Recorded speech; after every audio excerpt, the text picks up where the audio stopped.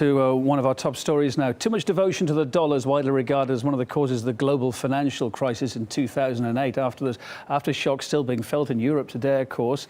Their countries that they thought have found a saviour in the form of the IMF loans are now being criticised for criticising the lender for holding them captive because of it, the terms and conditions of it. According to the IMF's bailout terms, a borrowing country has got to slash jobs, pensions, wages, even change laws in accordance with the lender's whim. Spain, for example, forced around 1 million people out of work. More than half of the nation's young people are still unemployed. More stats. Portugal, still dealing with the banking crisis and shrinking GDP. Mustn't forget Greece either, after 6 years of recession. Still got the worst unemployment rate in the EU. Let's talk about the developments here then regarding BRICS, regarding the IMF. Pepe Escobar's with us live on the line. Hi, Pepe. So, talking about BRICS now forming their own bank, one of our big stories this morning. How big a rival is it going to be, really, though, to the IMF or the World Bank end of the day? Real stuff or wishful thinking? No, look, it's a long and winding road, and it starts now. Look, the first BRICS summit was in Yekaterinburg in Russia 6 years ago. Now we have facts on the ground, on the airwaves, and all over the world. This is I would say this is the beginning of the implosion of the 1944 Bretton Woods Agreement. This is a development bank by emerging powers. It's based on the Brazilian Development Bank. Many of these beautiful stadia that you see during the World Cup, they were financed by the Brazilian Development Bank. So it's financing of infrastructure by the BRICS themselves, among themselves in 5 countries. Then they can start lending to other countries as well. They can help to industrialize Africa in the long run, and without all these conditions imposed by loans by the IMF and the World Bank. So it is an earth-shattering development. No so what's reaction going to be from the US and the EU?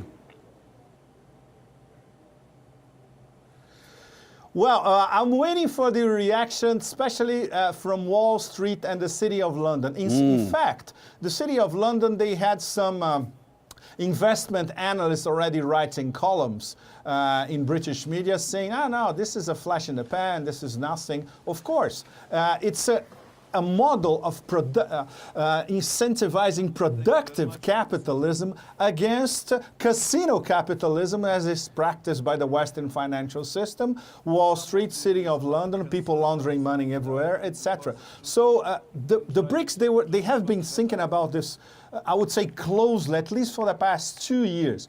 We need a different model from the IMF and the World Bank to our emerging economies, to emerging economies in South America, in Southeast Asia, for instance, in India and in Africa. And we need to boost investment and investment infrastructure, especially with conditions that these countries can afford. So when I see at Africa in the long term, and this is just the beginning, $100 billion, which can be expanded, Russia and China especially, they can add much more funds to. Yes. I was going to say, Pat, I was going to say the BRICS has got an iron expansion, further expansion too. Maybe Argentina next. What after that, do you think? Look, Indonesia or Turkey, they thought they could have joined the BRICS 1, 2, 3 years ago. This is a gradual thing. Soon we're going to have the so-called mint countries like Mexico, Indonesia, Nigeria, South Korea, even Iran, which is one of the future regional powers, very important regional powers. They will join, and this is going to become an alternative IMF and an alternative World Bank as well. It's the beginning of a gradual transformation of the international financial system. What was thought about in 1944 cannot apply to 2014. It's a completely different situation.